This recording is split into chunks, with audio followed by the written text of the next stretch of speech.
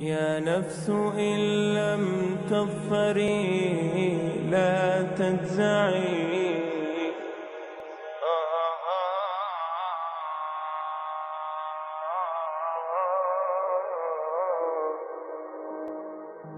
Who is Allah?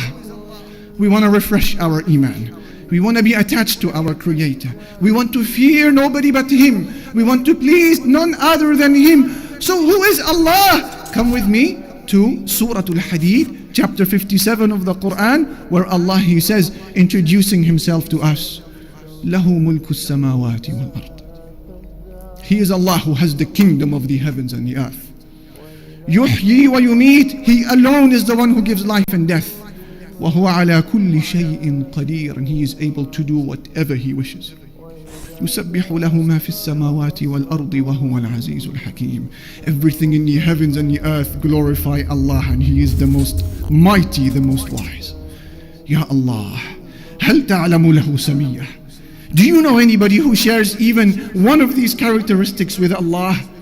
Who is Allah?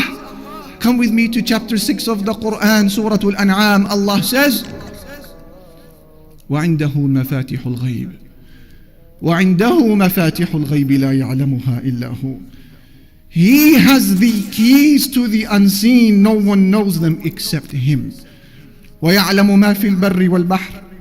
And He knows everything that is on land and everything that is within the sea.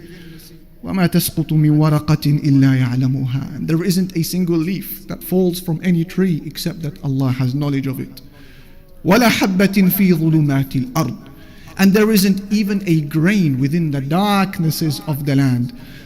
وَلَا رَطْبٍ وَلَا يَابِسٍ. Nor is there anything moist or anything that is solid إِلَّا فِي كِتَابٍ مُبِينٍ. Except that Allah has knowledge of it. It is written within a clear record. La ilaha illallah. We bring to your attention, dear brothers and sisters in Islam, the description of just one of Allah Almighty's creation. He is an angel, the chief of the angels, Angel Jibreel alayhi salatu wassalam. The Messenger sallallahu alayhi wasallam saw him in his true angelic form. Ahmad narrates in his Musnad that Abdullah ibn Mas'ud, the companion, he said, رأى رسول الله صلى الله عليه وسلم جبريل في صورته.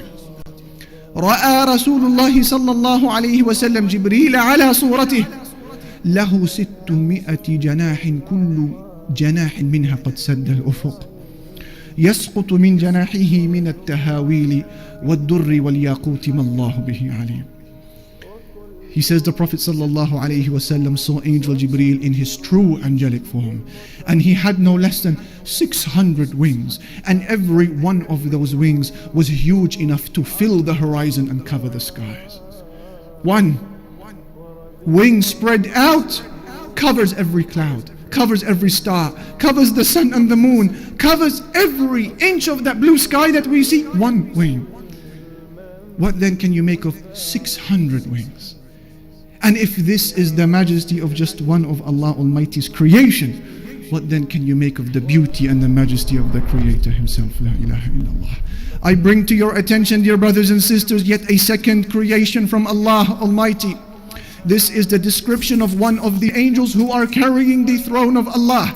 Abi Dawood narrates in his Sunan on the authority of Jabir that the Messenger sallallahu alayhi wasallam said, أذن لي أن أحدث عن ملك من ملائكة الله من حملة العرش ما بين شحمة أذنه وعاتقه مسيرة 700 عام.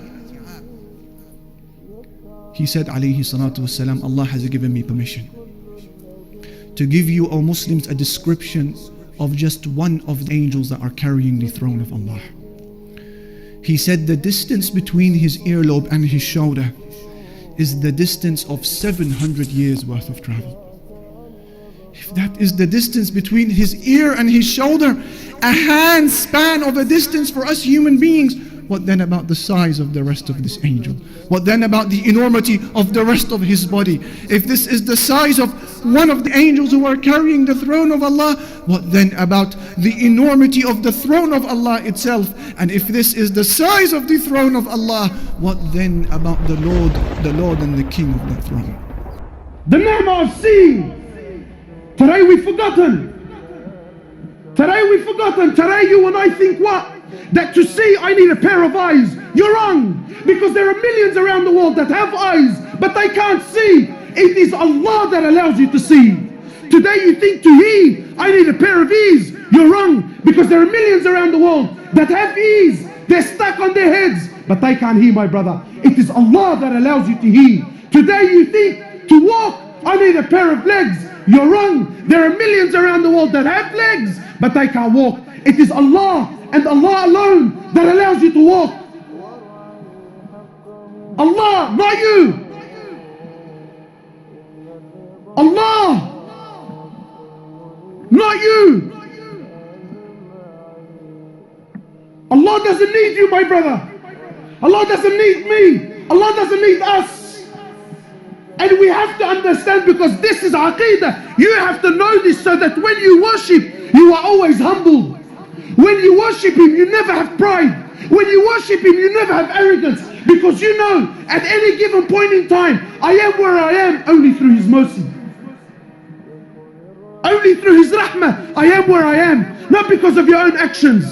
And to know with depth, with yaqeen, with certainty, that Allah, the King of Kings, doesn't need anyone. He doesn't need anyone, my brothers. Wallahi, everything you see around you, everything. Today, the Muslims have so much fear in their hearts. Fear of the kuffar, fear of the West, fear of laws, fear of regulations, fear of this and fear of that.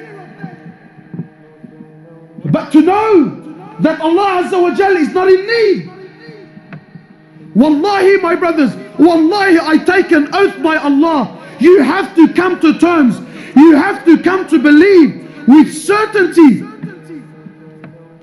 that every single human being who ever lived, whoever's living, and whoever is to come and live on this earth, wallahi, every single human being, every single jinn, every single animal that walks on this earth, every single bird that takes the flight in the sky, every single fish that swims in the oceans of Allah Azza wa Jal, wallahi, every single land, every single country, wallahi, with all their governments and all their military force and all their might and all their science and all their money and all their know-how, all with the exception of none, every country, every tree, every grain of sand, every mountain, every river, every ocean, wallahi, every star, every sun, every moon, every single planet,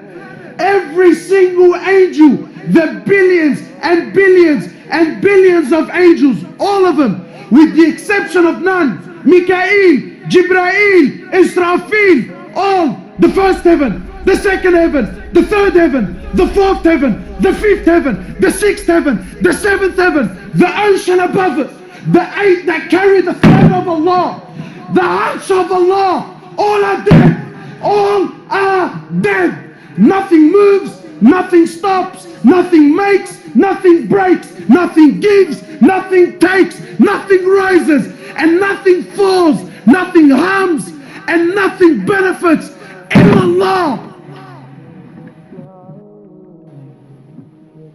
And until this yaqeen and faith is in your heart, that nothing, that everything is dead, everything, except Allah. Allah doesn't need anything, anyone. No prophet, no angels, no jinn, no ins. We need Him. He's Al-Hayyul Qayyum. He's the ever-living. So you might say, brother, I'm alive. What's so special about that? I'm living. Yeah, but your living is dependent on His existence. He's the first with no beginning. He's the last with no ending. He is Allah. He is Allah. Al-Malik. He's the King.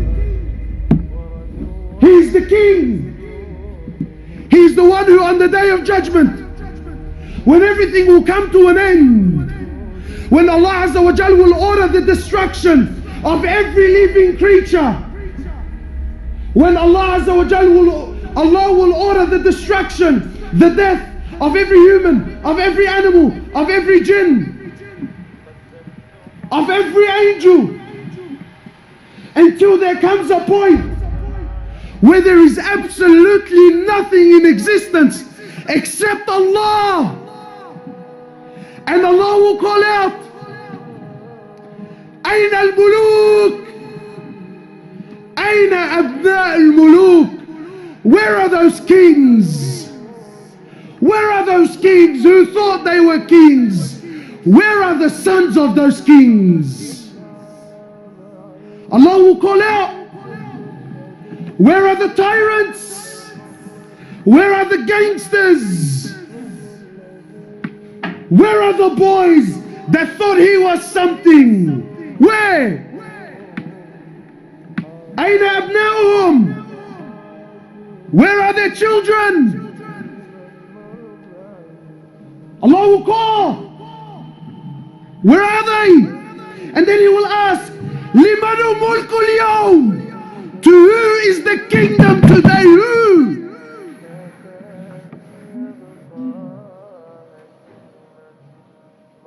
Nothing will answer.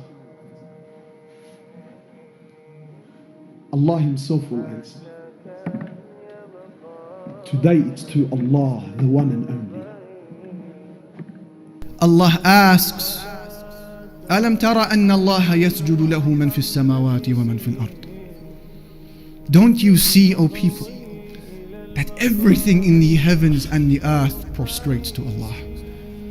والشمس والقمر, and so does the sun, and so does the moon.